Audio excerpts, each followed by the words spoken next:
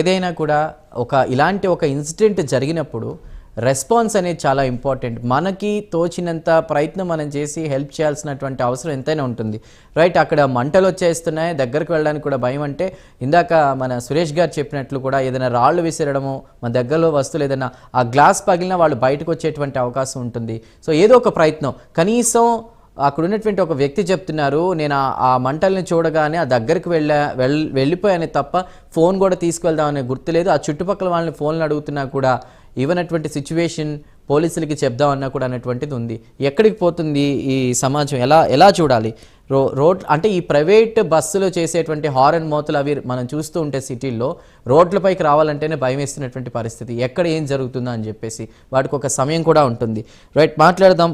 ఆనంద్ బాబు గారు, ఎలాంటి ఒక నిబంధనలు రావాల్సిన అవసరం ఉంది ఫిట్నెస్ విషయంలో, అదేవిధంగా డ్రైవర్ల విషయంలో, ముఖ్యంగా సేఫ్టీ ప్రికాషన్స్ విషయంలో మీరేం చెప్తారు? సార్, ప్రస్తుతం ఉన్నటువంటి రూల్స్ ని ఇంప్లిమెంట్ చేస్తే సమస్యలను నివారించవచ్చు. అట్లాగే ప్రభుత్వం ఆర్టీసీ యంత్రాంగంలో ఏవైతే రూల్స్ ఉన్నాయో డ్రైవర్ల నియామకానికి కానీ లేకపోతే అక్కడ ఉన్నటువంటి స్టాఫ్ రిక్రూట్మెంట్ కానీ అలాంటి నిబంధనలనే ప్రైవేట్ యాజమాన్యాలను కూడా. ఇక్కడ ఆనంద్ గారు, నాకు ఒక చిన్న విషయం గుర్తొచ్చింది. అంటే ఇప్పుడు నగరంలో ట్రాఫిక్ ఉంటుంది, అది అందరూ ఒప్పుకోవాలి. కానీ బస్సులు బయలుదేరే టైం మనం చూద్దాం. ఇప్పుడు సపోజ్ నేను 9 గంటలకు ఒక బస్ బుక్ చేసుకున్నానండి, అది 11కో 12కో వస్తుంది. ఏంటంటే ట్రాఫిక్. ఆ బస్సుల వల్లే చాలా ట్రాఫిక్ అవుతున్నాయి. అన్ని వందల బస్సులు తిరుగుతున్నాయి, ఆర్టీసీ బస్సులు కాకుండా కూడా ప్రైవేట్ యాజమాన్య బస్సులు. ఇంత జరుగుతున్నా అధికారులు నగరంలో ఏం చేస్తున్నారనే క్వశ్చన్ కూడా వస్తుంది. దానికి మీరేమంటారు? యాక్చువల్ గా మనం గతంలో ఒక 3 years బ్యాక్ అనుకుంటా, అప్పుడు రాష్ట్ర వ్యాప్తంగా 2 తెలుగు రాష్ట్రాల్లో ఈ బస్సుల చెకింగ్ ఒకటి చేపట్టారు టోల్ గేట్ దగ్గర. అప్పుడు ఏం బయటపడిందంటే, ఏ విషయం బయటపడిందంటే, ఒకే నంబర్ పైన 3-4 బస్సులు తిరుగుతున్నటువంటి విషయాన్ని ప్రభుత్వ యంత్రాంగం గుర్తించి దానిపైన చర్యలకు వాళ్ళు ఆదేశాలు జారీ చేశారు. అలాంటి సందర్భాలు కూడా ప్రస్తుతం రాష్ట్రాల్లో, దేశంలో కూడా ఉండిండొచ్చు. ఎందుకంటే ఈ రోజు సంఘటన జరిగినటువంటి బస్సు కూడా డెహ్రాడూన్ రిజిస్ట్రేషన్ తో ఉంది. ఎక్కడో రిజిస్ట్రేషన్ చేసిన బస్సుని ఇక్కడ తీసుకొచ్చి నడిపితే నంబర్ను కూడా గుర్తుపట్టలేని పరిస్థితి. ఇవాళ ప్రైవేట్ ట్రావెల్స్ బస్సులు కూడా సర్వీస్ నంబర్ల పేరుతో బస్ నంబర్ ఎక్కడో కింద ఉంటుంది, సర్వీస్ నంబర్ మాత్రమే బయట నంబర్ ప్లేట్ మీద మనకు విజిబుల్ గా కనిపించేటట్టు, కస్టమర్స్ ప్రయాణికులకు కనిపించేటట్టు పెడతా ఉన్నారు.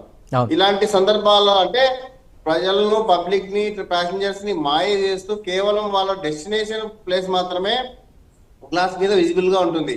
అక్కడ బస్సు నంబర్ కానీ, రిజిస్ట్రేషన్ విషయాలు కానీ, బస్సులో తీసుకోవాల్సినటువంటి సేఫ్టీ మెజర్స్ కానీ.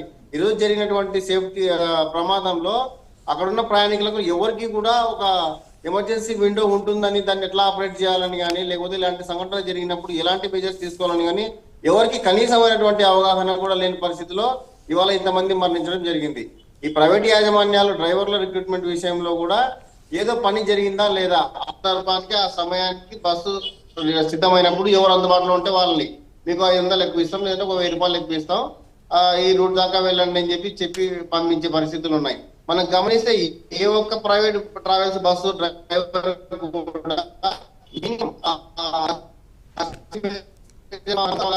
యూనిఫామ్ ఎవరు ఉంటారు, వాళ్ళు డ్రైవర్లను మనకు తెలియదు. తీసుకోవాలి.